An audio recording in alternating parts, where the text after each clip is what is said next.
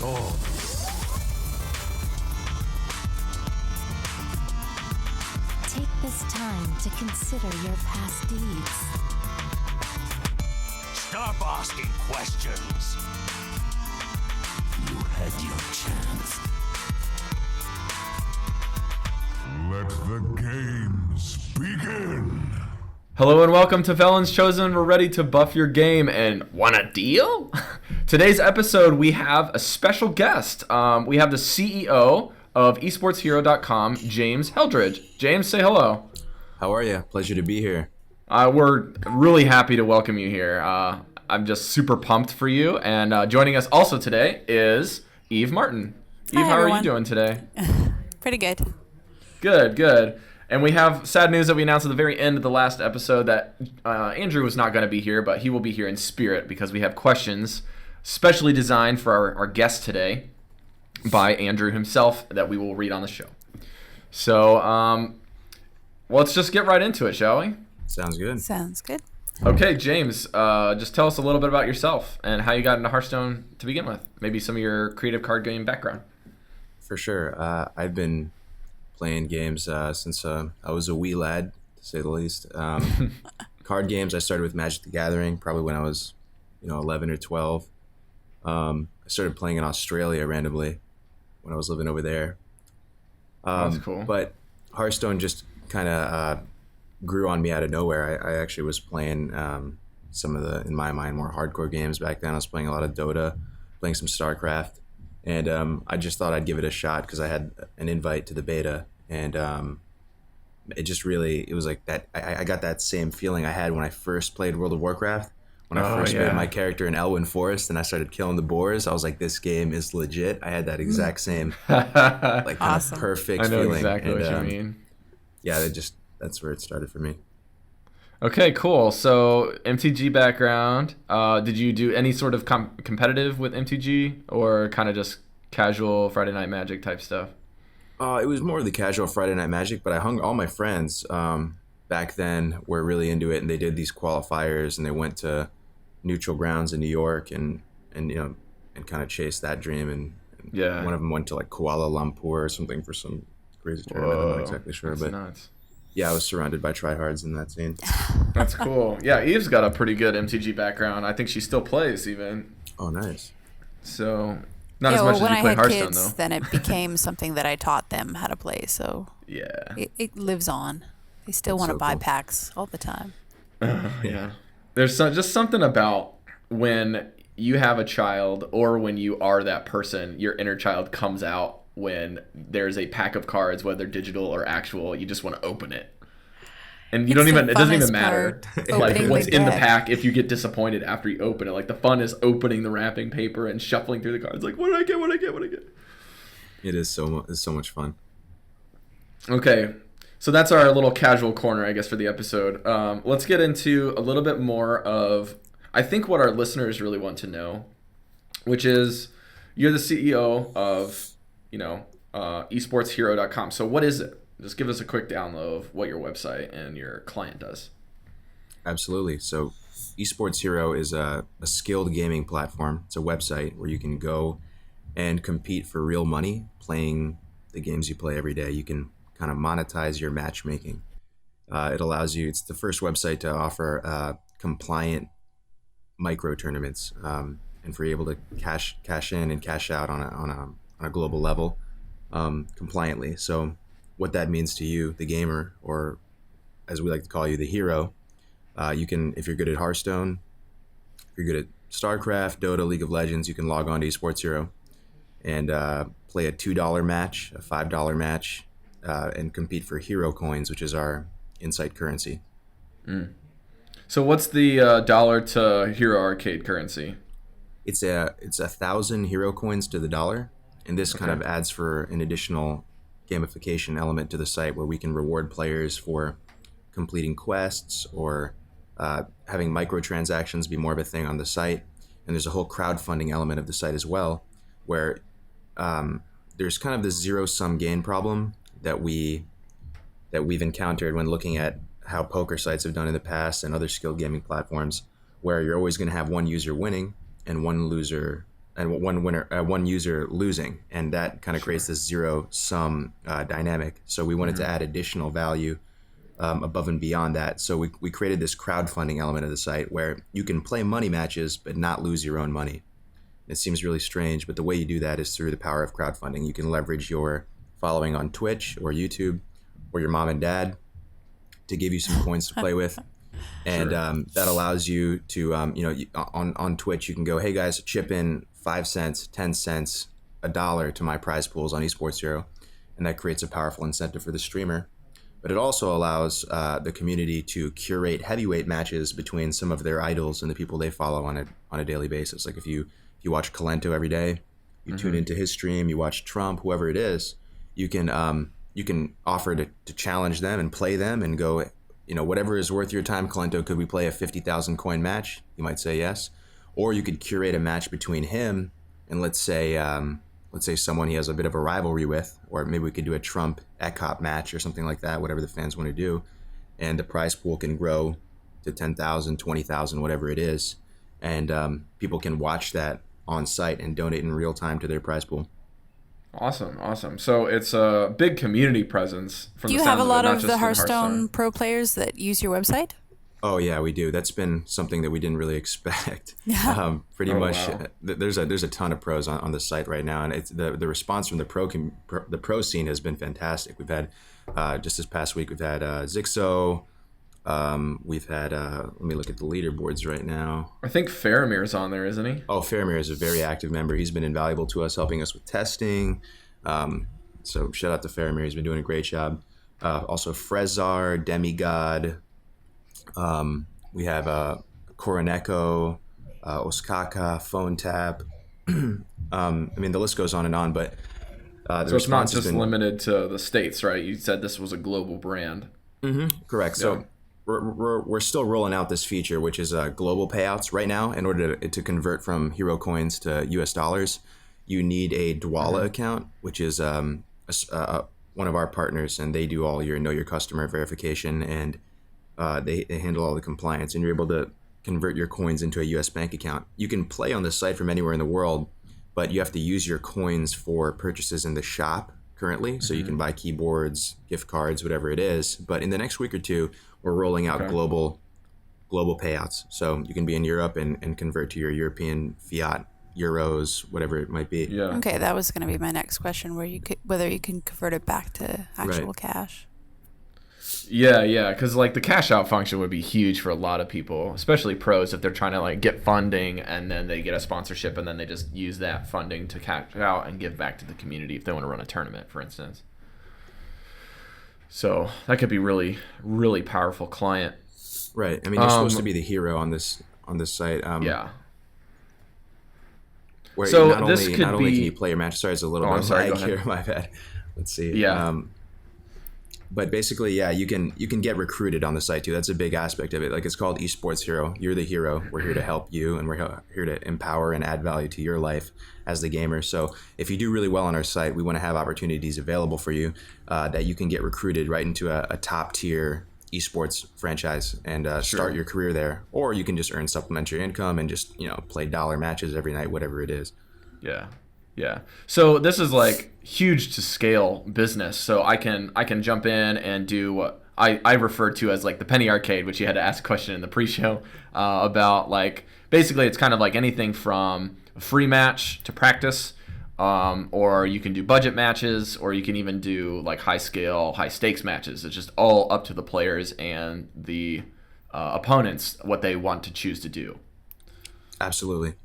So that's a really neat concept, because I know that our show in particular may not be for, kind of those high stakes competitive players, but granted, there's still a lot of people that are on the high competition level that want to play, but don't have necessarily the funding to go do it. And so if they wanted to get together with like, a couple bucks or a couple free currency things and just earn some coins with their own friends, they can choose who they want to challenge, right, with the website. Oh, correct. Yes, you can directly challenge your friends, or you can use the anonymous match feed, or you can just do a quick match and just be paired up instantly with another anonymous user. So you can't really snipe anyone out. But yeah, you can also play free matches. So if you just wanted to play for the pure fun of it and play against someone in the community, you can play free matches as well, which is cool. Well, cool, awesome. And we'll have a little bit more of a bonus for our viewers coming up that James has been kind to give to us some freebies that we'll hand out towards the end of the episode. We'll tell you how you can get those.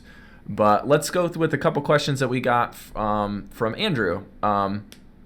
These are, I guess, some esports questions that they kind of seem off topic, but we'll kind of go with it.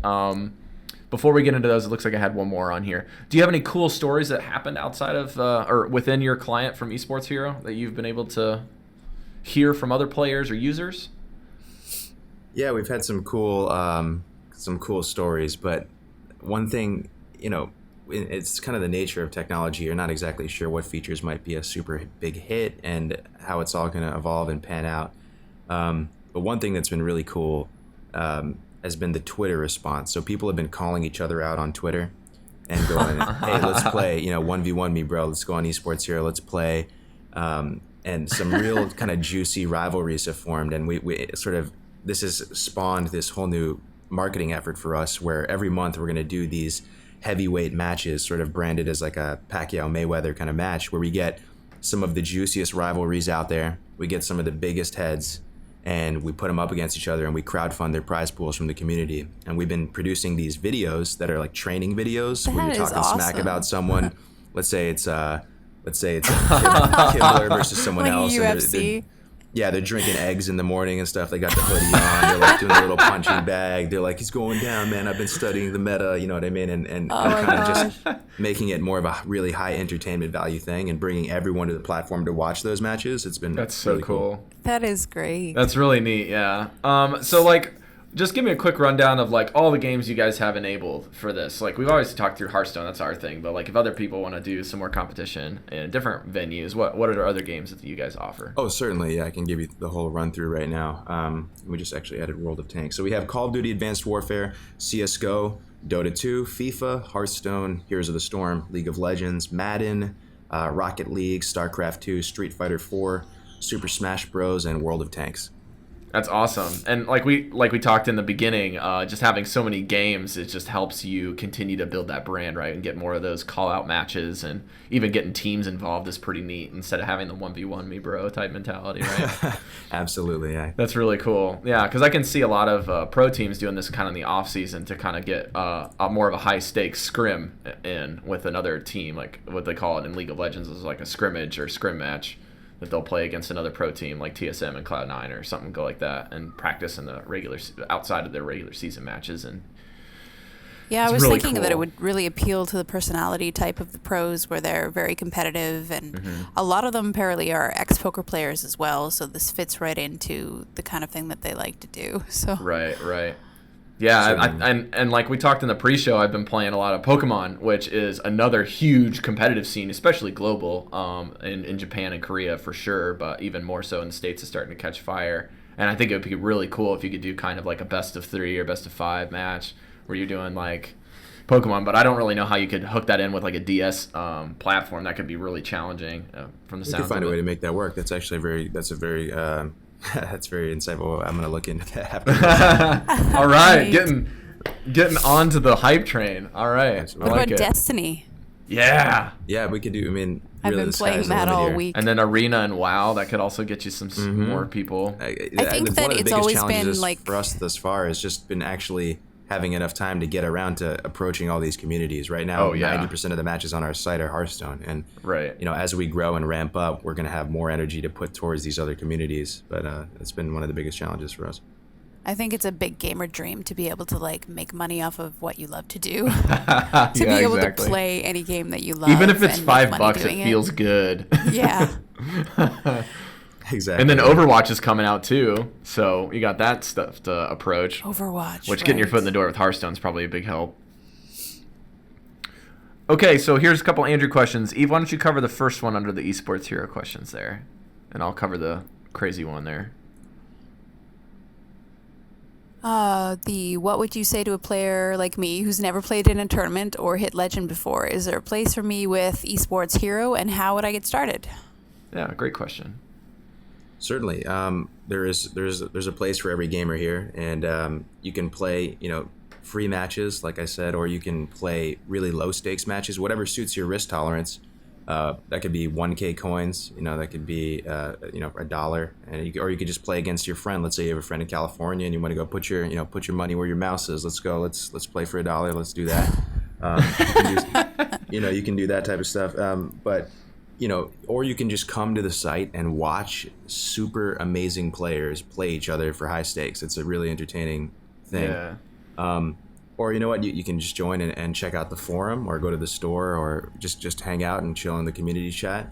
But yeah, this is supposed to be your platform. You're the hero here. There's a whole social element to the site as well. You have your chat and your friends list, just like Facebook, and you have a gaming resume that you can build up on your profile. You can put some of your achievements there, maybe some of your dreams, ambitions, whatever it is.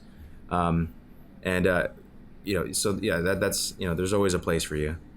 That's really No matter cool. where. I'll ask Andrew's really cheeseball question here. I like this one. If ESH or Esports Hero had existed in the 80s, what NES game would you think would have been the star game for your website?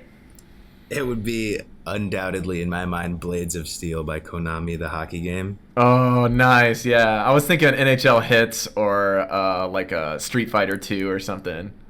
Yeah, for me it would be Blades of Steel, but Street Fighter, probably everyone would overrule me and put Street Fighter on the platform.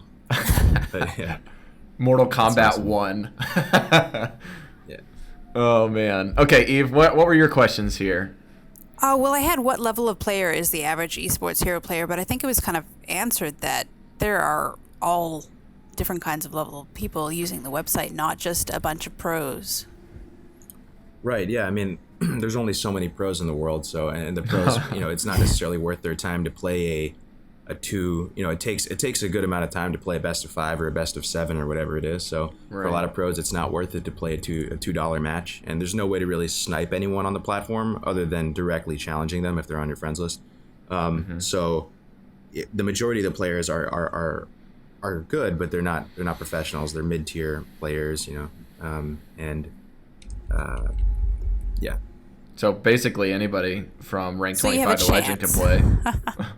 Oh yeah, no, you certainly have a chance. There's a lot of people just playing for fun too. Ladder can be a little bit of a grind and a little boring at times, so it's it's fun to switch things up and go, what, I'm gonna play for a pumpkin spice latte right now. Let's do it. I love it. Awesome. How many Eve, you got a people? couple more? How many people are playing Hearthstone on esports here? Do you guys have any numbers? Well, we got 400 active members. We have about 2,000 signups for Hearthstone. We got 400 active members that play 2 to 3 matches a week. Okay. Wow, that's pretty awesome. Do you know the average amount of money people make playing Hearthstone games? Well, it depends, but the most popular match amount has been 2,000 coins, which is equivalent to $2. But you have some pros like Faramir, who just played Zixo last night. I'm looking on the recently played for 140,000 coins. Oh my word. Wow. So that's $140. Yeah. I mean, it's decent money there.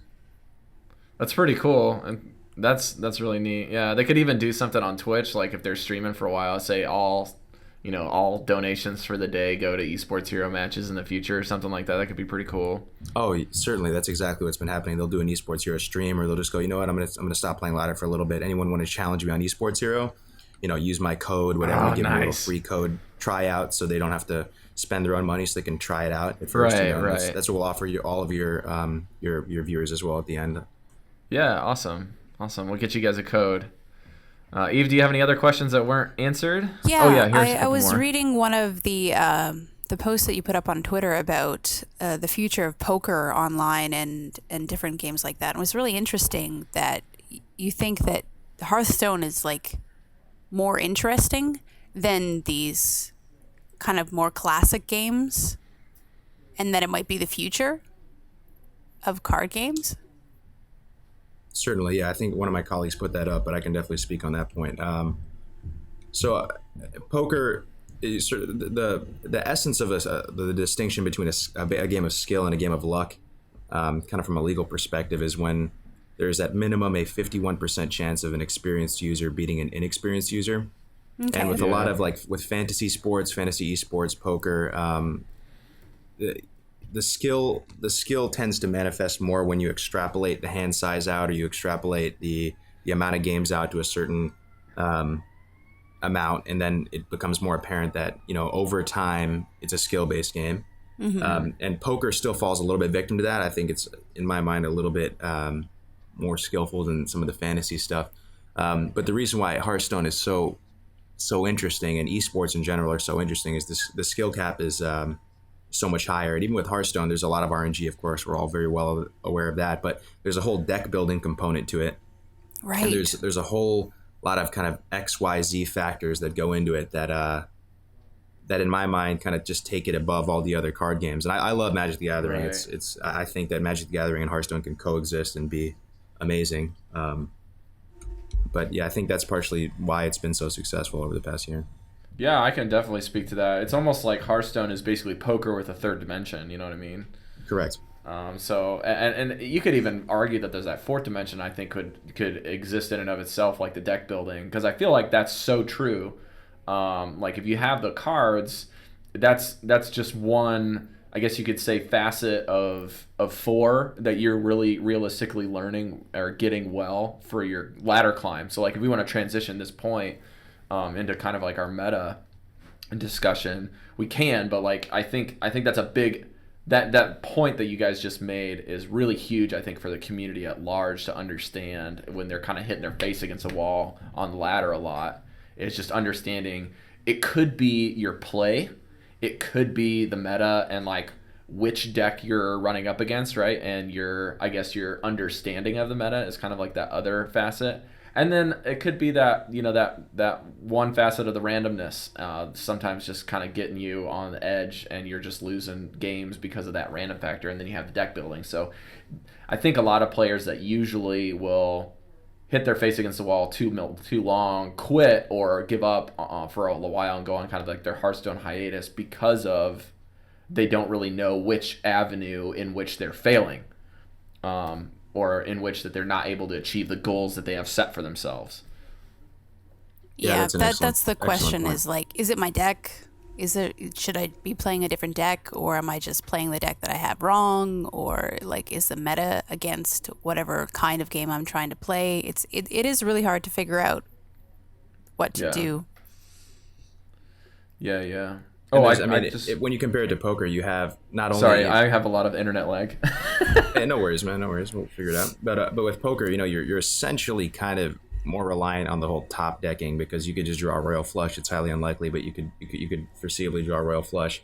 But with Hearthstone, you not only do you have the deck building, but you also have the different classes, right? And you have the whole idea of mana, which is this additional kind of third element.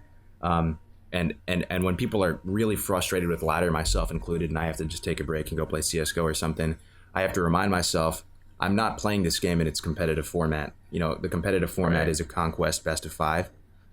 So it's frustrating when you play one deck on ladder and then you're seemingly helpless against whatever you're up against, and you get unlucky, and that's the case. But that's even more reason come to esports here and play the game properly, play it at a professional format against other people. Right, and that's why I kind of think the ladder is kind of a faulty system of measurement for getting players into a realm where they're competing. Like you got people like Zele who just crush the ladder, and Zixo and just crush the ladder, and then they are those type of players that are able to crush the ladder and yet do decently well and have a pretty good repertoire for their tournament setting. But when the days end, neither of those guys are world champion, or both, and Zele was out in like one of his first two or 2 to 4 matches in the qualifier, just because the number one guy on ladder isn't the number one player in the world. It's just how it is. Yeah. So yeah, I think they need to come up with some sort of thing in the game so that anybody at any rank can start going to BlizzCon and have those opportunities, and not just trying to scrounge the internet and Reddit and try to find tournaments where people are awarding BlizzCon points instead of grinding Legend. Like, not everybody has that kind of time, but there are people that are dedicated to the tournament scene that have less time that are able to make it. Like, I can think of a guy named Higgins that plays for this kind of friends with Vicious Syndicate. I've talked with him. He said he only made like 2 tournaments to get to the pro scene, and then like kind of got Legend once or twice top 100, and that was it. and he made it really far in the qualifiers, and he's a really good player, but he's not like a repeat legend player like every single month like Zalay. Yeah. So let's answer your last question there, Eve, before we transition to the next segment of the meta. The average last one. stake, yeah, that was already answered. Oh, it was? So the average... Oh, I was thinking more of the minimum or maximum bet. Oh, right. Oh, right. Okay, so the minimum prize pool or entry fee or whatever is 1,000 hero coins. So that's $1. Okay. The minimum is free, right? You can play for free. Yeah. But if there's going to be any stake, it's 1,000 hero coins, so it's equivalent to $1. And then the most you can play for before crowdfunding and donations and everything comes into it is 100,000 hero coins each. So a $200 prize pool. Okay. So that's kind of our controls to make sure people aren't going too crazy just yet. We're kind of still ramping up and making sure Right. everything is stable, and we don't necessarily condone people playing multi-$1,000 matches unless the demand is there and people are comfortable with that. We kind of want to make sure we're doing this properly and I like no it. one's losing their shirt. It's a great idea. Yeah, for sure. So my last question for eSports Hero is kind of along that venue. Like, when you're playing and you're putting these high stakes, there's got to be something where, like, when I run out of coins and I kind of want to like earn my way back up, I've got to put money down on the account or raise funds, right, to get those coins back, right? Is that how that works when you're kind of out of coins? Right, yeah.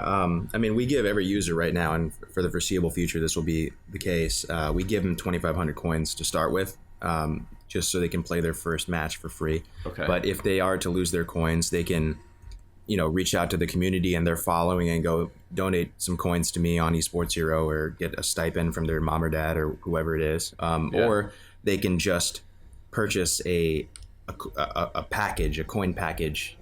We have them starting at $5. Okay. It's the starter package, and that'll just replenish your account balance. Gotcha. Awesome. So yeah, this is a great client. I highly recommend it for people that are just like, especially people in our community that I think would be really interested to, put $5, $10 down and kind of play in and out throughout the week, one game on the weekend, or have a couple people over. I feel like this is a really great tool for anybody out there that wants to set up fireside gatherings. I think this would be really cool because you don't really have to have people pay an entry fee. You can just come in and maybe have them pay for a drink and then use eSports Hero, and then they can get their prize pool from that. Yeah, absolutely. It's really great. And then the other side of it is, you mentioned stuff that you can get right now on the website before the cash out function comes in. What are some really cool stuff that you guys have in the store right now that people would be interested to try to earn for?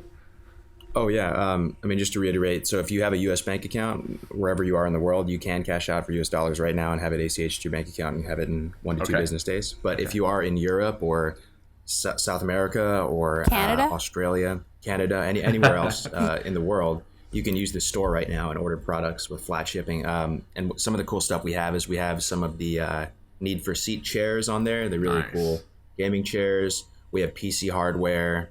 We have PC peripherals. We have some of the gaming glasses, which are pretty cool. Nice. Keyboards and mouse combos, webcams. We even have a laptop on there. We have the Asus Republic of Gamers laptop on there. That thing's a beast.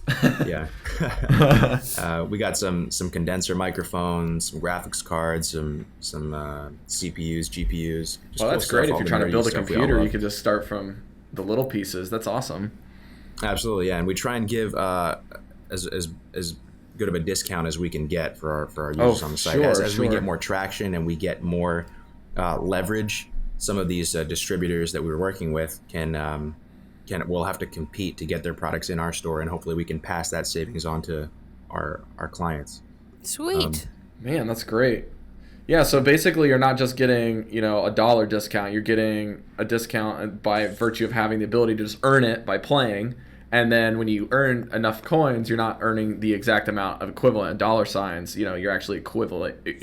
You're basically getting the coins in order to get that discount, because it's going to be a discounted coin price if you converted it to dollars. So that's great. All right, so we're kind of at the halfway point of the show, so let's transition into the meta and kind of basically what we really wanted to drop this week, because last week we talked about the Warsong Commander. The couple weeks before, we talked a lot about deck building and climbing the ladder into Legend with a couple budget decks. And even some non-budget decks, I guess you could say, like if you had a couple legendaries that you could run. We talked through the Corridon deck that I played to Legend, which is actually taking quite a big hit on the ladder right now. But one thing I really wanted to spend a decent amount of time on was this one question, and I kind of want to pitch this to James, because you said that you've hit Legend at least a few times, correct?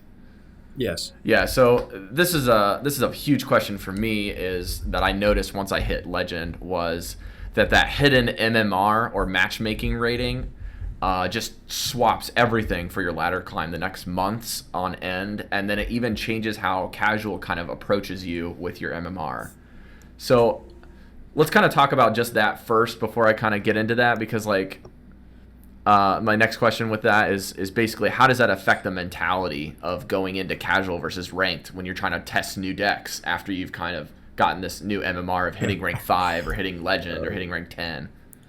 Yeah, man, there's a lot of times where I'm dying to try out this new Imba Pirate Warrior Face Warrior deck, and I'm so excited about it, and I queue up casual, and then I just get stomped by Handlock or something like that. Yeah.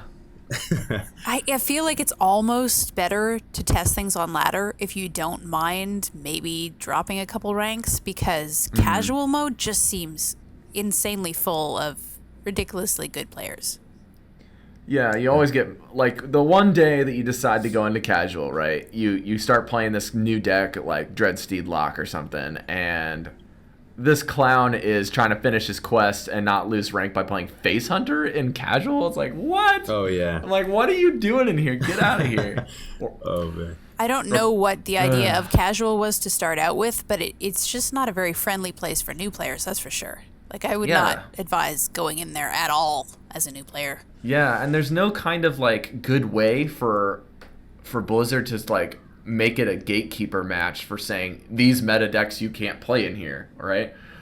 No. Like, that just doesn't work with how the game functions. And even then, like, I value casual when I was trying to learn how to play Patron Warrior, and I was very bad.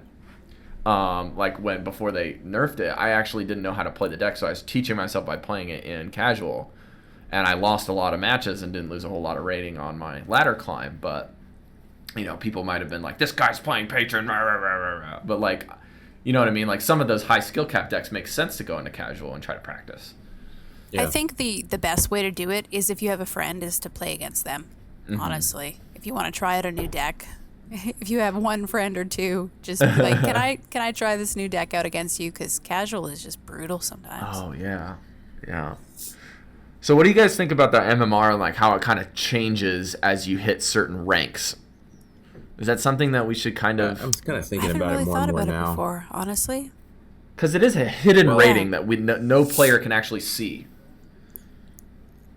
I mean, you know how they say every rank you go up in Hearthstone, you're increasing, you know, your percentage in the player pool, like you're 2% better or something like that. I forget what they actually say. So if you're in like rank 2 or something, you're actually in the top 5% of players or something, and they're effectively making it so you can't really pub stomp people. You can't just go in and just crush someone all out, which I guess is good. It's not as fun sometimes, but maybe they're trying to protect some of the lesser skilled players, which could potentially be the vast majority of the player base, according to Blizzard. Right. I can't remember who it was that I was talking to. I think it was one of the guys from Vicious Syndicate that has hit Legend like twice. He's like, ever since I hit Legend that first time, I go into casual, and like one time I was hit casual and Firebat accidentally queued up in casual and I just got stomped. I was like, that's not fair. But that would be World awesome champion, to go up against casual. Firebat. Like, just to have that experience, I'd still think it was pretty cool. Yeah. Like, it's Firebat!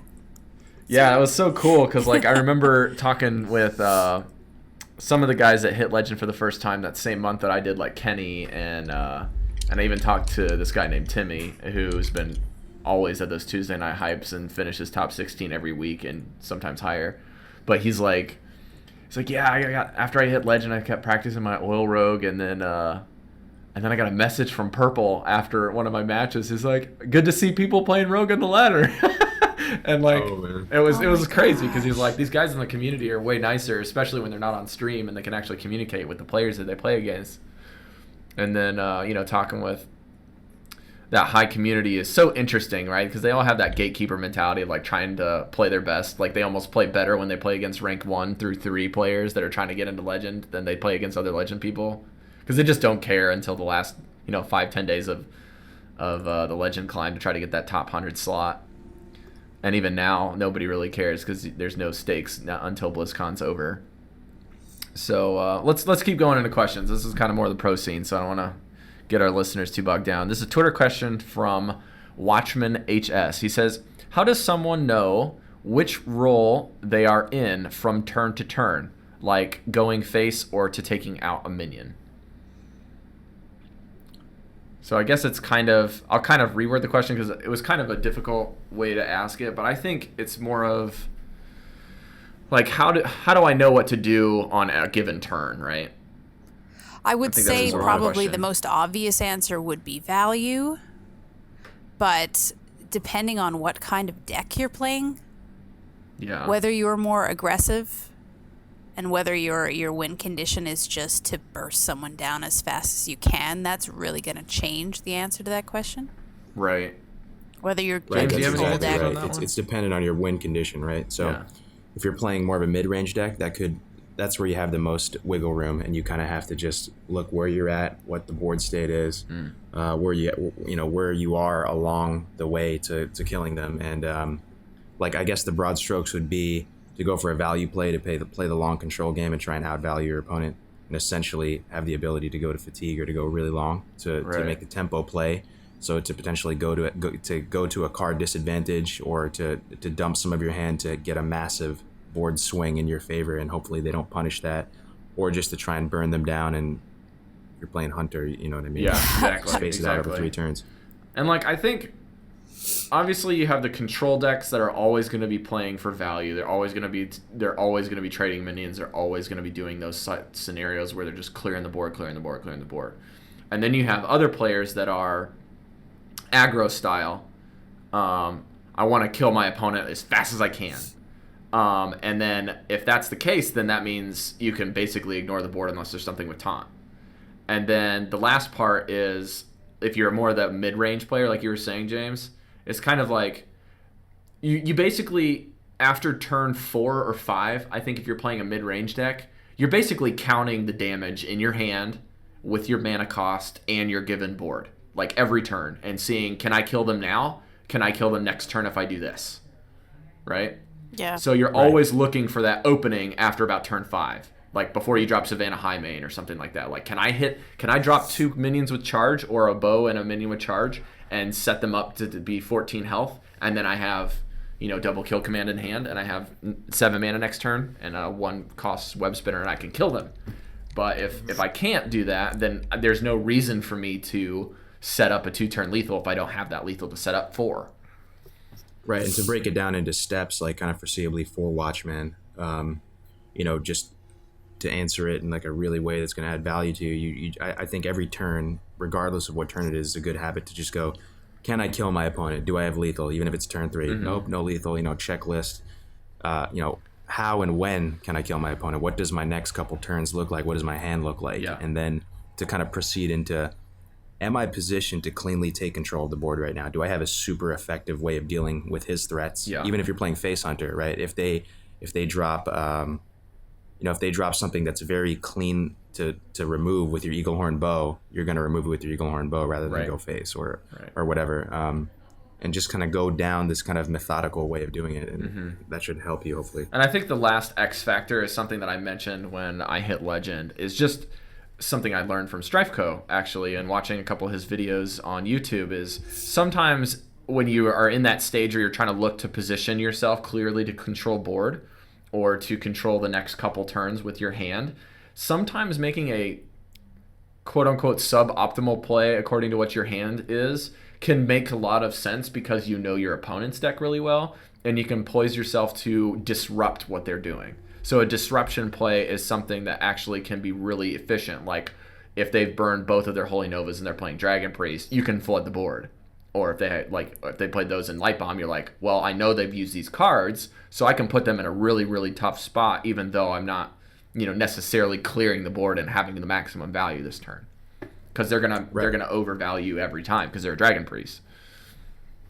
Right, and you're speaking to that exact point when he says go to face or take out minions. So the idea of trading, a really large part of trading is playing around what your opponent has, playing with prophylaxis and going, what does their next couple turns look like? Is it safe to flood the board or not? And if it's a really dangerous turn, you have, let's say, 3 minions on board, and it's turn 4 for the priest, and if they have Holy Nova on turn 5, it's going to devastate your board and you won't be able to catch up. Sometimes you take a little bit of a loss and you go, okay, I'm just going to trade in suboptimally to play around their Holy Nova. Right. Like if you got a bunch of tokens and you're playing, Secret Pal, you're like, well, it's his turn 4. I might as well run everything in here and suicide my board because they're just going to do it. Or the other thing is true. You can try to disrupt them by saying, I've got a really good hand for turn 5, so I'm going to make another token and do another small minion to bait out that play because you want them to use that card eventually. Right. You want to see. Sometimes you just have to pull the trigger and take the risk. Like, let's say you had 2 True Silvers in your hand and maybe a Consecration. You have no minion to develop on the next turn. Sometimes you just got to go face and hope that they don't have it, because those if are you your trade only everything options. in, what threat are you going to play next turn, right? So it's just that's Right. where Always be calculating lethal. I've definitely seen pros miss lethal and missed it myself because I was so concentrating on their board and their minions and trying to keep control, and missing lethal sucks. I'm convinced that a lot of pros on stream don't miss lethal because they have, 50 other eyes in their stream chat telling them they have lethal. Yeah, but you might have lag. I mean, there's... That's true, too, but a lot of people like Crip just don't even bother running it. Like, they're just like, I'm not going to do a delay. If they want to snipe me, they want to snipe me. I'm just going to beat them. I don't know how much I agree with that, because honestly, the ones that I know are just so competitive that even just, like, they don't like to lose games. They definitely I guess that's don't. sort of true. It does not make them feel good to lose any game against any person. It's just a I competitive just feel like they kind of- lose less games because they're listening to their chat. I'll just say that. It's not they're not capable of doing it, obviously, for their tournament experience. I'm just saying, like, in general, I think that they lose less games than they may have if they're like playing the by value themselves. from the extra 50 eyes. Yeah, outweighs exactly. The potential Because it is suicide, valuable. I don't know. For me, it's more distracting. Like, the couple of times that I've been on Twitch, it's like you're trying to keep track of what people are saying and keeping your head in the game and not roping every turn. It's probably something that they get used to over time, and it doesn't even bother them anymore. But for somebody that's true, starting too. out in Twitch, it's a big distraction. Looking for valuable information amongst the sea of kappas. Yeah, sometimes they'll even just put, like, a wall of lethal, and then you're like, okay, I probably should listen to this. Lethal boys. Okay, Chat so this going, is "No, another no." question that we got from Andrew. I'll read this one, Eve. It says, what do you think about budget players? Are there anything that interests you about the style of Hearthstone within those budget player? Okay, so free to play kind of player, you mean? So this is somebody who doesn't spend any money on Hearthstone and or spends very little of their income on the game. Is there anything in that, in the meta, I guess you could say, like anything that interests you about that style of play? Certainly, I mean, it's just going to require a bit more sort of creativity, or maybe less creativity, right? And just really going for the time-tested archetypes that do well and are cheap, like just the face hunter type of thing. But just seeing what people can come up with given those restraints. It's interesting. Yeah. And then, so that's the one that Andrew put there. I have a couple other ones. I don't know if that was necessarily like what he was going for. I feel like he kind of didn't really word the question as helpful as I'd like. But how about? I don't know. I think it's kind of like if you have a gaming website that's about people making money gaming, then do you have any interest for somebody who's trying to play for free? Do you find any part of that kind of play style interesting? Well, I think it's true because, like, you gotta find a way for those players to feel competitive in some avenue. I feel like a lot of players that don't necessarily want to keep spending money in a game will drop $5 down like a month on a client, or maybe $10 make a profit month. off of it. If they think, yeah, exactly. If they think they can actually make something of it. Think of it as kind of like an arena run too. You know what I mean? If you want to, yeah. Yeah. A lot of people play arena so that they can. It's an investment, right? An investment of gold or whatever it is, and hopefully they do well enough that they can That's a get really something good out of this. point. I definitely do. Like when you're trying to like min max how much dust you can get and how much gold you can get, arena is the place to go because you can get the most return. So that makes a lot of sense. Yeah, and you can buy actual BNet gift cards on our store, so that's another kind of strange Perks. workaround arena run where you can play, buy $5 worth of coins and see how well you do with that, and then try and buy a Battle.net gift card. That's awesome. I like that. Perfect. Okay, what are some win conditions for new players and or like budget players that you would say? This is something that I started learning when I was reading or relearning how to play Pokemon competitively, because I've always done this style where you just kind of nuke your opponent down. There's no real strategy. You just get a bunch of nuking things. And you try to min-max your creative weaknesses and your strengths of each Pokemon. But now that I try to translate that back into Hearthstone, it's kind of like, now that I'm limited, right? I don't have these great resources at my disposal. So what is a win condition I think people need to be looking for, instead of like, I guess you could say style of play, because a style of play, if you're playing control, is usually going to be more expensive in general. Certainly, yeah. I mean, it's going to be Control is probably the aggro most decks, expensive. really. Low curve aggro decks. I guess you could go for some sort of like mage, like tempo mage, casino mage. I don't think it's that expensive, right? I mean, you have the worms, the unstables. I'm trying to think what the most expensive card in a tempo mage would be. I don't think it's Depends too on bad. if they're running the Ragnaros version or in the Antonidas version or not. Right, Well, I right, don't for sure. think those cards are absolutely necessary for win conditions for that. That's like if you get exactly. into the end game, then they help you out. But with that deck, actually, you want to be winning before you get to turn 9. Yeah, the Flame Wakers are kind of the big points that you're wanting to utilize, and your Sorcerer's Apprentices. Yeah. Most of my casino mage games which are all cheap cards. have ended before I got Antonidas out, so I don't think it's absolutely necessary to have that. That's true. Those legendaries for it. You usually Super do win fun, between turn 5 and turn 8. I will say that's very true. And Face Hunter actually hasn't been doing too well recently. I think we all know in tournaments and stuff. It hasn't been doing too well. So maybe a good recommendation for players that are free to play would be to go for a kind of tempo casino mage deck, especially because that's like the first class you get when you first fire up Hearthstone. Mm-hmm. Yeah, that's true be the too, most because you have the familiar most with it. experience with it. Mm-hmm. I think Mech Mage is still pretty good too, but then you'd have to have a Just couple runs of out the of steam. expansions. That's what I don't like about Mech Mage, is just how fast you run out of cards. I think they've like I added a just- couple cards in TGT that have been able to help out a little bit with that, but yeah, I mean, I think that's the trouble with all aggro decks, though, is that they Right. eventually run out of steam once you've filled the board with everything. And You know, another deck that runs out of steam that's actually pretty good, that's basically unplayed. Besides the Pirate Rogue, I think that's another good budget option for a lot of players. There's this deck that I kind of played on EU for a little bit with my really limited resources. If you got Knife Jugglers and a couple cards that are rare, like you can just run a Flood Paladin list and just surprise your opponent, because they think you're going to be playing against Secret Pally, you know. Oh, yeah. And Flood Absolutely. Paladins are so fast, like True Silver, Kings, Blessing of Might, and boom, boom, boom, boom, boom. And that's like, you just got blown up in a turn. You're like, man, what am I playing? Hey guys, we dropped a bunch of our audio at this portion, so we had to kind of splice some stuff together. So sorry about that, some technical difficulties, but enjoy the rest of the show. So, like, with this massive shift, is it okay? Like, are there cards that are okay to dust now?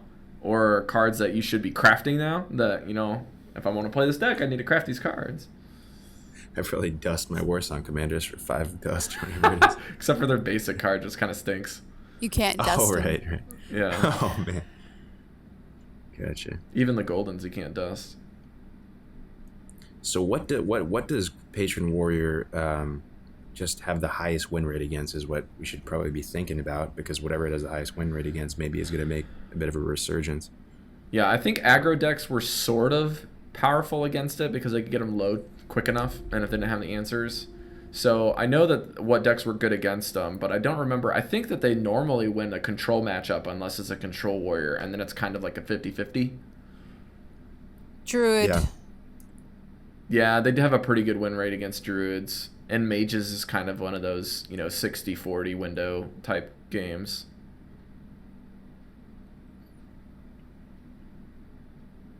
Am I losing you guys again? I know that Patron does pretty well against Secret Pally as well, right? Oh no, it was a little bit of lag, but I think it's good. Okay. Yeah, Secret Pally, that's another interesting one. I was really thinking that Secret Pally was going to make a resurgence because it was just underneath Patron in the tempo storm. What's it called? The Snapshot. Yeah, it was always just underneath. So I thought as soon as Patron is gone, Secret Pally is going to go to the top. But the meta changed so much after it left that Secret Pally's actually been struggling. It's not doing that great. Yeah, what is beating it? Is it all these mages? Mage, and just a lot of really aggro decks that have learned to play around the secrets or have Flare in their hand. Oh man! And just it's ran out of steam. People have figured out how to play around it, and it just doesn't dominate anymore. So, what would you label yourself as, James, as far as like your Hearthstone experience? Are you like a budget player? Do you spend regular amounts of money trying to gain cards or golden cards? I'm certified tryhard. I pretty much have a pretty substantial gold collection, to say the least. Nice. Yeah, I mean, I've always played like the style, even with Magic the Gathering. I've just been mid-range and kind of tempo decks that do best in the mid game. I've always found those the most like satisfying for me. Gotcha. Do you find that those are something that you've transitioned into liking, or you've kind of just liked from the get-go all the way up until current? Well, I do notice. I think everyone can notice too. This is kind of an interesting thing. Maybe it says something about your personality or whatever. But like across all games you played in your life, you have to look for sort of patterns and what strategies you've taken. Whether it's RPGs or whatever. And I think in MOBA games and even World of Warcraft, whatever, I've always taken an initiator role. Like I've always been either tanking in World of Warcraft or in MOBAs. I pretty much exclusively play like initiator type heroes or whatever. And in Hearthstone, I don't know what that kind of translates to, if that is just aggro or tempo or something, but yeah, I don't think control comes naturally to me, like really super value control play. So the adventures continue on our episode. We're going to segue again because my internet decided to die and I'm doing a mobile hotspot. So let's make it snappy. All right. So what we got going on is we mentioned Zoolock at the break is where I kind of got lost in the discussion. So what were you saying about the Zoolock? Let's go back to that. I was saying that that's a deck that has been out of style for a while, and I think it's because it did so badly against Patron. And now that Patron's dead, I've been running into it a lot on ladder. Yeah, I keep coming up against Warlocks, and then I automatically assume they were handlocked because that was really big against Patron, and then they start dropping imps, and I'm like, okay, this is a completely different thing. So that's also a nice, cheap, and easy to play. What is that? The Void Collar in it, or is it just like some? Oh, okay. Yeah, it's the Void Collar, double implosion, double imp gang boss. I've been running up against ones that have Mal'Ganis, and Mal'Ganis is kind of in the list now. Yeah, it makes the whole deck work really well with the Void Collars. Yes, if he pops out on like turn 5, then it's really, really hard to deal with. Yeah, one of my friends just got in the game, decided he was going to spend, I think he said he was going to drop $75 and then be free to play after that. So he bought Naxxramas and he bought like 50 packs of GVG, and then he crafted anything he didn't get, which was basically Mal'Ganis and Dr. Boom. So I think he opened a Mal'Ganis, so he got super lucky and then opened and then like crafted a Dr. Boom, and he made that list, and he's got it really successful. He hits 15 every month. He just started playing like 2 months ago. It's kind of easy to play because it's not difficult to figure out kind of what your win condition is and what you're supposed to be doing every turn. Yep. It's pretty easy to understand. And advantage. It's aggressive, and those kinds of decks are doing well right now in the meta. So it might not get you to legend, but it'll definitely take you pretty far. Have you run into that deck a lot, James, lately? Yeah. I mean, what is it? Just Demos? I mean, Demo Zoo or whatever they call it. Yeah. It's kind of the demonology stuff with Zoo. Mm-hmm. That deck is very frustrating for me to play against. I'm not gonna lie. I mean, I just there's something about them getting Mal'Ganis 111% of the time when you kill their Void Caller. That's really bad. I die a little bit inside. Whenever I take a chance and I'm like, you know what? He might not even have any demons in his hand and he's bluffing. It's always Mal'Ganis. There's just nothing you can do about it. They play it and you're like, well, I'm ignoring that for the rest of the game, and hopefully he doesn't have a Mal'Ganis at some point. Yeah. So, James, how have you enjoyed TGT? This is a question from Andrew. What do you think about TGT and how it's kind of spiced up the card pool? I think it's a small step in the right direction. I think that, so GVG was, in my mind, like a bad step. They added so many RNG cards in that expansion. I mean, I may be a bit jaded here, but there's so many cards like Unstable Portal, cards that in my mind take the game further from being an esport or whatever you want to consider it. I don't know what their design intentions are, but with TGT, I did the math. I think it's something like 18% of cards have a random element in them. So that's less than GVG. GVG was much higher than that. And basically, what I consider the Inspire mechanic, it's kind of like in Magic. With certain cards, you pay 2 mana like on the card and you tap it, and certain creatures or whatever have a ability. Yeah. It's kind of the same thing, right? Like a little bit. Like you're paying 2 mana, and just imagine if instead of Inspire, it was an ability on that creature, and it would summon whatever. So that's something that I wanted for a while, to add more mechanics like that into Hearthstone. So I don't think they quite have mastered the potential of that quite yet, but I think it's a small step in the right direction towards caring about the state of the game as an esport. The problem with the Inspire mechanic for me is that the Inspire mechanic feels different no matter, completely different based off of what class you're playing. Like Inspire is so good with Warrior and so good with Mage, and sometimes even Priest with the healing mechanic cards that they've made for the class cards. But playing Rogue with Inspire is just depressing. And even when you get just a card and you can choose your totem with a Shaman, it still's bad. It's like, come on, give me something that works. So I think I really hope Hearthstone does something in the next set where they are maybe introducing a new archetype as well as building the existing ones, like the Inspires and the Charge and the Taunts and all of those things. But it's hard to say what they're going to do next. I'm really, really hyped for BlizzCon to see what it is that they're going to do in this next adventure. I think it's possible that they heard people's feedback after GVG. There were a lot of pros and people like you who were like, we want to make this a legitimate, skill-based game. And with so much RNG, we're never going to get, that kind of legitimacy. People saying it's a luck game instead of a skill game.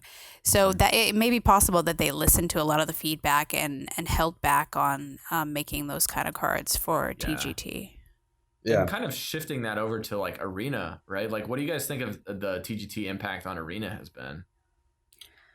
It doesn't seem to be that impactful. I don't know. What do you guys think? Yeah. No, not that much. I think they basically have broadened the pool of good cards that are basic and neutral for players. I think that's basically what it is. And then giving you a little bit more options to find removal. I think that's all that's really changed in Arena. And then basically making Paladin and Rogue amazing and making Warrior even worse. They did say that whenever they bring out a new expansion, you have a bit more chance to get those cards in Arena than you do any other cards. So that's correct. Interesting. I didn't know that. It's awesome. So the percent, I think we talked about this in the last 3 episodes in a row, so we won't belabor the point, but basically the highest percent of cards that you have to pull outside of the rarity is the newest set. Those cards are the most prevalent in appearing percentage wise. I don't know how long they have that like set up. It might not be permanently, but definitely as soon as something is expanded, they kind of want people to see those cards more and play those cards more, so they make them a little bit a higher percentage chance to draw an arena. Mm-hmm. And they also have that higher percentage point for the class cards because they want people to have identities with their classes that they selected for arena as well. That's our TGT question. You want to read Andrew's next question there, Eve? What are you hoping for from the next expansion? No random cards?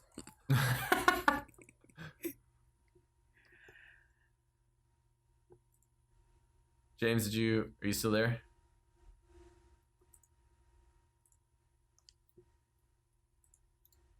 Can you guys hear me? Yeah, I can hear you. Sorry, that question was at you. Was directed towards you. Yeah. I don't know if I heard the question, but sorry, all good. Okay, let's try that again. What are you hoping for from the next expansion? Do you have any hopes for new cards or new archetypes or new ideas from the next expansion? What are you thinking, Rob? Actually, next it's an adventure. Yeah, it should be an adventure. I think it's cool that they're doing something new, and like I don't think that it's going to be soon. I feel like there's so many more weeks that we need to be playing on ladder to figure it out after this huge change this week. They said they're going to be making an announcement at BlizzCon about where Hearthstone is going, which is when I think they're going to be announcing the next adventure. Yeah. And then, personally, maybe a month after that, they'll drop it, is what I think. I think you might be onto something like December before Christmas. I think that would be very good timing. I'm looking for something that changes it up significantly. Let's say another resource, something. I mean, this is what I'm dreaming for. Something that ultimately another gives resource. How would that work? Besides mana, in StarCraft, you got your gas, you got your population, you got your crystals, something like that. What I'm hoping for is additional mechanics or improvements or revisions of the existing mechanics that give you, on an individual game basis, a more consistent and higher ability to outplay your opponent. So, more of an ability to snowball out of control and take the game more consistently. A lot of people don't like that, for example, in Dota 2 or whatever. If you make one small bad decision, you lose the game. But just to, just as just a try hard in general, that's what I'm hoping for, because it's so frustrating when you feel helpless and you just lose a game. So ways to play more consistently with prophylaxis and to outplay your opponents. So another resource or something that gives you, imagine you could spend half mana crystals, or you could, you have this nitrous gas or whatever it's called. Yeah, maybe you can, it's like a reload instead of an overload, like refilling your mana crystals on the same turn. Being able to use your mana twice in a turn? Something that would like be that. Awesome. Yeah, something where you basically are getting punished by playing cards, but you're also getting rewarded by being able to play more cards, right? Because you're emptying your hand. That's an interesting idea. Swing turn. And the first, more juicy, awesome to watch, high skill cap swing turns and power turns that take a lot of the synapses in your brain are firing and putting all the pieces together. For me, sometimes on ladder, it feels like the first 3-4 turns are I'm just like a robot. I'm basically all tabbed, and I'm like, all right, Fiery War Axe, kill that. Fiery War Axe, kill that. Death Bite, kill that. All right, Death Bite. To wild growth, and then combo. Right. I'm a druid. Let's make the early game a little bit more exciting. Let's put some mechanics in there that allow you to really misplay on the early turns. I like it. Instead of just being like, I either have a card to play this turn or I don't have a card to play this turn. You're right, though. The very first couple of turns do seem to be kind of... It's like limiting options. Boring almost now. Yeah. Mm-hmm. I want them to give us more impactful turns. You know what I mean? Like you're saying. I really like the fact that mid-range decks, the best part about mid-range decks is that they always feel like you're in the game, no matter what stage the game's at. Yeah. That's the best part about playing a mid-range deck. Control's kind of like... It's going to be rough for the first 4 turns, but it doesn't matter because I'm going to win. Hopefully I can stabilize and draw right. Yeah, I mean... Wait. Yeah. I mean, that's why when we look at the format, the professional tournament format, it really is a best of 5 conquest, right? That is the community, in the community's opinion, the amount of games and the structure you need in order to take that game to that level of consistency of skill. Yeah. So if we can move in the direction where individual games are more skillful and because you couldn't play a professional game where it's just a winner takes all one game. You couldn't just play because there's a chance that your shredder pops out of Doomsayer and you literally lose that game and your career is like ended or whatever. Or you just draw bad. Yeah. Exactly, right? So just move it in that direction is what I'm hoping for. I'm definitely with you that's what I'm looking for in this next tournament. I feel like Hearthstone needs to do something that makes the game almost like in a whole new direction. Like I'm thinking not just within cards. I'm thinking like cards need to be a part of it, but they need to basically introduce a whole new avenue in which you can play the game. Yeah. Like a tournament mode, I guess, is an example, but not something I'm really looking for. I'm thinking like whatever new tournament format that they introduce needs to be in the game for you to actually go into, and not just like have to set up and like with friends and like challenging and all of that. Certainly. I think that they need to do something like that. And then within the card pool, I think they really need to do something where, like I said, like you're always able to swing the game, but like in the games right now, the only big swings are RNG effects and drawing a card specifically when you need it. I really want to see like having a card that you can use like right there. You know what I mean? Like, and instants and stuff, right? Like that type of stuff. Oh, that stuff is awesome. Oh yeah, just being able to play on somebody else's turn. I mean, the thing about when you watch a lot of other esports and stuff too. Like I love Hearthstone. I watch Hearthstone VODs all the time. I've had countless Chipotle burrito bowls watching Hearthstone VODs, and it's amazing. Like, but like there's something about when I watch CS:GO matches or when I see Dota matches or League of Legends. There's a certain level of me where I'm truly awe-inspired. I'm like, wow, the mental focus, the dexterity, the finesse that these players have. This is truly something that I don't believe in my current state that I could do. You know, these guys are professionals. They're cyber athletes, whatever it is. Someone dropping, Coin Huffer into Huffer sometimes can be a little like, okay, well, I can see myself doing that as well. I could probably do that. I could probably, Huffer into Huffer and then, into, quick shot kill command. And it seems I could probably do that. Yeah. Or when the players find lethal, I think that's the biggest thing. Is like when the casters don't even see lethal and like the players like win the game. You're like, oh my word, how do they do that? Those are cool games. Those are cool games, but that's not necessarily every game. Right. But just what was I going to say? I was going to say, the idea of instances is cool, and shoot, that was a good thought too. Let me think about it for a second. That's all good. While you're thinking about it, we'll read some iTunes reviews. So, Eve, why don't you read our first iTunes review in the show notes there? So did they sign in as pseudoping? Yeah, that's their username, and then they left their name in the description. Oh, cool.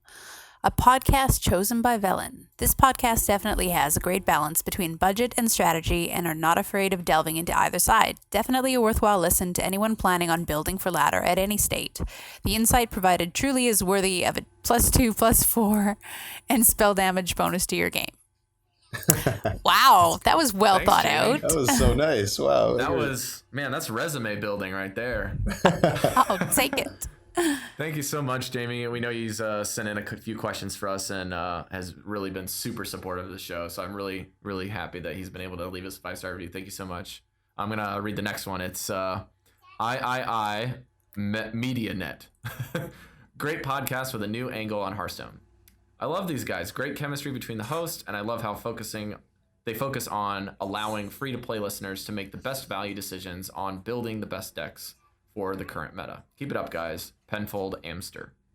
Thanks, Penfold. We really appreciate your reviews, and we hope to continue to bring that focus for free-to-play and budget people. And then, James, why don't you read the last one in the show notes, if you could, for us? Gotcha. Okay. It's by Des191. Okay. Great stuff. I'm just a fan of Hearthstone, and this podcast is just what I was looking for. A casual take on this fun and at times frustrating game. A great place for tips and advice while keeping it simple. Great job, all. Keep it up. Awesome. Thanks, Des. That was a wonderful review. We really appreciate these reviews. We'll take this quick moment just to say, hey, give us some 5-star reviews if you like the show. If it takes a few minutes, even if it's just clicking that 5-star button and saying, great stuff, thanks. We really appreciate your support. It helps us out a lot on the viewership and getting more exposure on iTunes, especially. I know I'll be leaving a review. For sure. All right. Good Yeah. review. So James, you remember your thought? Sort of a part of it. I didn't. Okay. It kind of escaped me most of it, but basically the idea of what if all the RNG mechanics right now. I'm trying to think. There's going to be pros and cons to this, right? But right. If your shredder just popped out a 2-2 every time, let's say a 2-2 taunt every time, or let's say you could control your knife juggler pings, or stuff like that. That might be taking it too far, but just scale it back a little bit. And just somehow, how cool would it be if every Hearthstone turn had the potential to be like some huge wombo combo of interaction?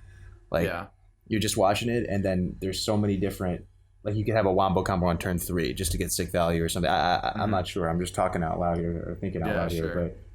But I remember listening to the Angry Chicken podcast, and I heard them talking one day about having a card that allowed you to control random elements. Like having a card that said, you now choose where the damage from random damage goes. Like just the, like you said, your knife juggler and stuff. Simple. Like you can choose where knife juggler stuff goes. You are now a Blizzard developer. Oh my gosh, that'd be the greatest name for the card. Blizzard developer. Balance. Yeah, it's called. That'd be sick. That'd be Balance insane. Champion. That's the name of the card. They could test it out in Brawl and see how well it goes. You now can choose all random elements, what you want to happen. That would be pretty crazy. Tavern Brawl. It's like they give you pre-built, basically the RNGs as decks, and then you can control all of the RNG that you want. That would be fun. Yeah. Okay. We got to close out the show. It's been kind of a long one. So, Eve, why don't you let people know where they can find us on the internet? We're on Twitter at Velen's Podcast. We're on Facebook at Velen's Chosen Podcast. You can email us at valenschosenpodcast@gmail.com. And we have a Patreon. Woo-hoo. Patreon. Yeah, find us on So Patreon. if you feel like throwing a monies. couple pennies our way, we would appreciate anything. And we'll play you on eSports Hero.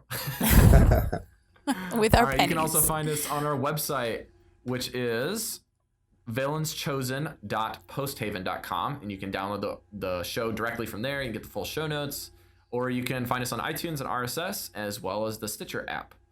You can find Andrew on Twitter at AndrewIsLiving, or his YouTube for arena tips at BinacaFreak.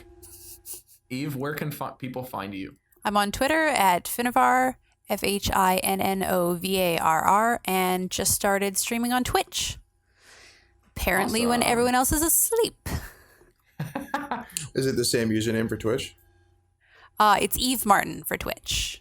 Yep. Oh, gotcha. And James, where can people find you, man? You can find me at jheldridge on Twitter. That's my handle, HELDRIDGE. You can email me at james@eSportsHero. And we are hiring at the moment too. So if you're interested in doing anything together, you can apply at careers@eSportsHero. You can check out the careers page. But yeah, if you feel like collaborating or doing anything in the space, we love esports. We love this industry. We wouldn't be doing anything else. So feel free to shoot me an email. And I will now give you guys this code we created for you guys. It's Velen's Chosen 15.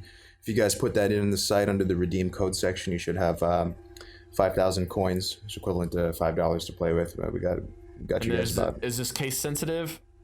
No, it's not case sensitive. No spaces, nothing like that. So once you log in, plus this code, you should have 7,500 total coins to play with. So that's about 750. You should be able to do a couple matches and try it out. Perfect. And other than that, I really thank you guys so much for having me. I've had a blast. Yeah, it's thank been you for awesome coming. having James here. Thanks for coming. Really appreciate it. Oh, I didn't even plug myself. Well, let's do that real quick and bore our viewers again. So you can find me on Twitter and on Instagram with the same handle at NotRob. You can find my online design and photography portfolio for the Midwest area at NotRobMedia. And you can find me on Snapchat at NotRobMay. If you want to play some Rocket League on Steam, I just got that DeLorean model that released this week for Rocket League, and I'm pumped. And so come play some Rocket League with me. Yeah, my Steam name is Sir Twick. You can find my comedy podcast that I just recorded with a guest star last night. It'll be releasing in a couple weeks, but we try to release those as consistent as we can, and that's called the Maze Podcast. You can find it on iTunes, Stitcher, RSS, or on Twitter and on Facebook. You spell it MAYZ. So if you're looking for anything on Facebook, Twitter, iTunes, Stitcher, just look up MAYZ podcast and you'll find it. So I think that's it from me. That's it from eSports hero James Heldridge, and from Evemartyn. We'll catch you guys next week. Thanks for joining us. Bye. May the odds ever be in your favor, and not all who wander on the ladder are lost. RNG Jesus. Amen. Amen to RNG Jesus.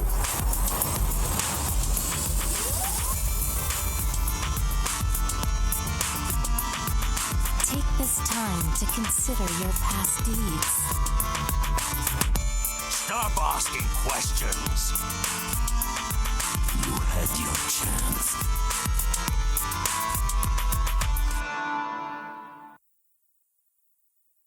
Did I miss it?